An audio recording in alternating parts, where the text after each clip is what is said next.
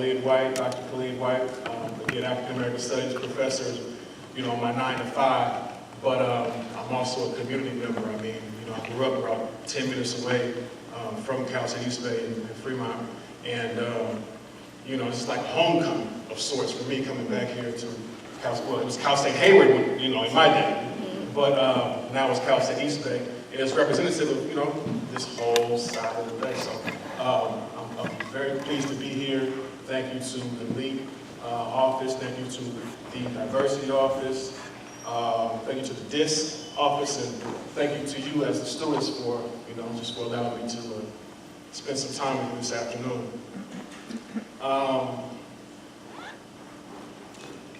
It's interesting to kick off, this week of excellence and diversity and inclusion, particularly after, we have Dr. King holiday yesterday.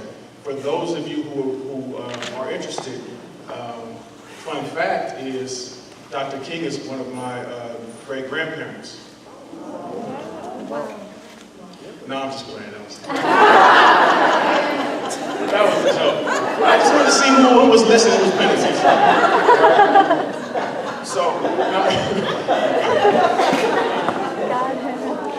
know that was pretty cool. I don't have any connection to Dr. King, familiarly, right? But just like Dr. King was a sociology major at Morehouse College, which is also my major, sociology, and I'm also a Morehouse College graduate. So Dr. King is like a big brother, and he's one of the most famous persons to come out of Morehouse College, which is historically black college. But anyhow, again, I just thank you guys for having me here. I got a couple things I want to share with you, and then we'll get into the actual presentation. All right?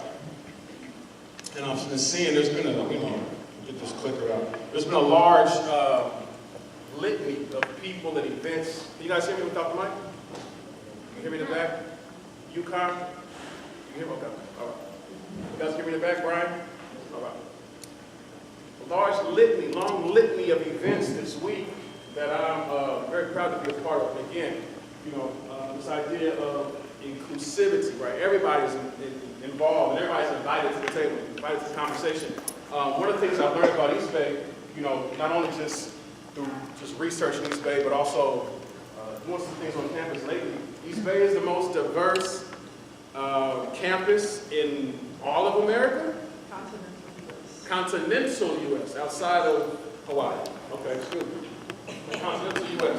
And that's something to be proud of, and that's something to, to use as kind of like the calling card. All right, we're the most diverse campus. From my understanding, East Bay has one of the largest African-American student populations in all the CSUs. So, something to be, proud of. In addition to, it includes other groups like, large Latino population, large first-generation population, dreamers, those who are LGBTQ, those who are, Middle Eastern, those who are left-handed, those who are red hair, right? All these different groups, and whatever box I can check off, East Bay has it. So I'm happy to be here involved in, these intersectionalities, right? So with this idea of excellence, the people that East Bay has brought here for the week have a certain degree of excellence and expertise in the subject matters and fields that they are involved in, but more succinctly, the students, as young people, you guys have a certain level of excellence. They wouldn't bring excellent people here if they didn't think that you were excellent and deserving of this excellence. So, as students, I think that you guys should take a round of applause. And let me also ask this question for those of you students, right? The young people in the room, and even those who may be returning students. How many of you, just by show of hands, I don't mean to put anybody on the spot, but just by show of hands, how many of you are between the ages of 19 and 26 years old? Anybody fit into that age range? 19 on one, on the low end, 26. Just keep your hands up high, please. So I'm trying to count everybody here. That's almost the whole room, right? Think about this, young people. Never let anyone deter you or tell you that young people cannot change the world. Okay? Cannot do some amazing things. Think about this. Dr. King, genius, brilliant man. If you ever read or listened to any of his speeches, heard him speak for real, ever read any of his books, brilliant orator, brilliant mind. Dr. King skipped the 9th and 11th grade. That's how advanced he was. He graduated from college, or went to college at 15, right? Graduated at 19. Okay? Think about that for those of you who are 19 years old. Okay? Dr. King's claim to fame, his rise to a national platform happened as the face and the leader of the Montgomery bus boycott in Alabama. Okay? With Rosa Parks refusing to give up her seat, that year-plus boycott, economic boycott, just like people boycotted the NFL, or were supposed to boycott the NFL, that falls under this idea of an economic boycott, right? In Montgomery, Alabama, Dr. King became the face, well, Rosa Parks was the face of it, right? But Dr. King was the leader of the Montgomery bus boycott that crippled the, the economic base there in Montgomery, Alabama. Dr. King was 25, 26 years old when he took on the leadership role in that bus boycott. So, for those of you who raised your hand, I'm between the ages of 19 and 26. Not to say other race or other age, couldn't be impactful, but Dr. King was a young man. Every time we see him, we get this idea Dr. King was 70, 80 years old, and, when he was alive and doing his thing, but he was a young man doing his thing. Young man leading this, this charge for equality and inclusion and things of that sort, civil rights. Okay, so never underestimate the power of young people. 19 to 26, the millennium. Dr. King was a millennial when he was doing all those things out there, all right? When he got his start, all right? So, I'm happy to be involved in this kickoff of the week and following along with the tradition that Dr. King has set forth, all right? Now, in African American studies, right, the profession that, that I'm blessed to have, there's been a carryover. I'm not going to read, you can read. I know everybody here is in college, you can read, right? I'm not going to read directly from this thing, but I'm going to let you know that it's a carryover, this art of storytelling, this art of being able to articulate your story and have your story told and to capture audience's ears and attention. That comes over in this transfer from Africa, right? The idea of using stories to inform, to educate, to entertain, to tell lessons and parables and things of that sort, that comes over in this diaspora, all right? In the transatlantic slave trade and things of that sort. Okay, so you can understand this idea of storytelling. But everybody in here has a story to tell. Everybody's part of a certain group or certain groups, and those groups have stories to tell. And that's part of this week of excellence and inclusion. Get the chance to tell your story from your perspective. In African American studies and ethnic studies, anybody take Chicano studies or African American studies currently? Anybody? Oh, okay. All right. I would encourage you to do so, but whether it's gender studies, women's studies, Native American studies, African American studies, the idea of being able to tell your story from your perspective. We learn, if you haven't already found this out, and this is not to single out any one or group, but we learn history and we learn the stories of rich white men. That's what we learn. So when does this person or that group get a chance to tell their story?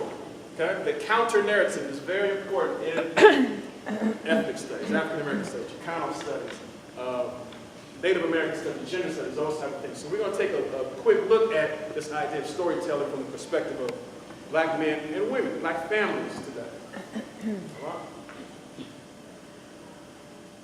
Have you ever seen this animal before? What animal is this? You know this is a rhetorical question. You guys know the answer.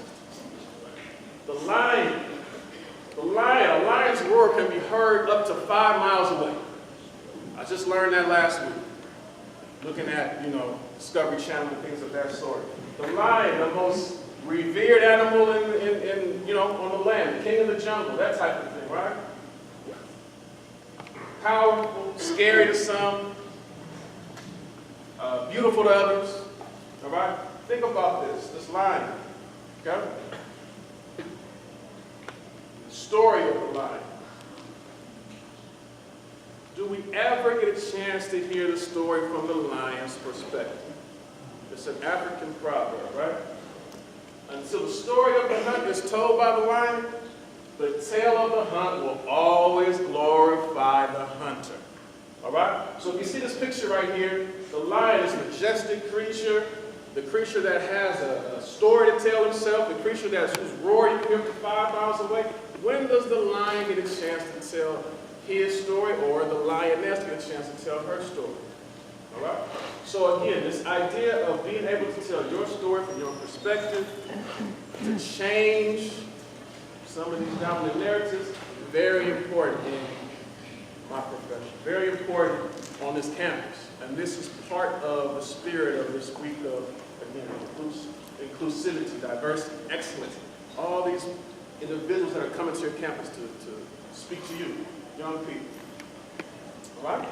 So, in a second, we'll get a chance to look at from the stories of family from the perspective of some of these people who are in the community. We did this film here in Hayward, in Oakland, in San Jose.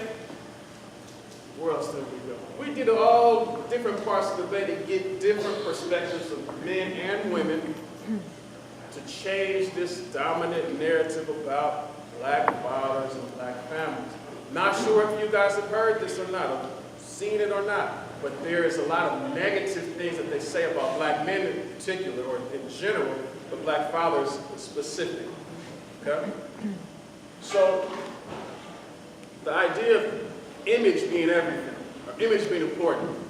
We live in a social media and image-driven world. So whatever you see on TV, Instagram becomes reality, right? For a lot of people. Well, took it upon myself, my shoulders, to try to change some of these realities. And I can explain to you why later on, but I wanted to help change the reality, because the reality and the misperceptions often two different things. Okay?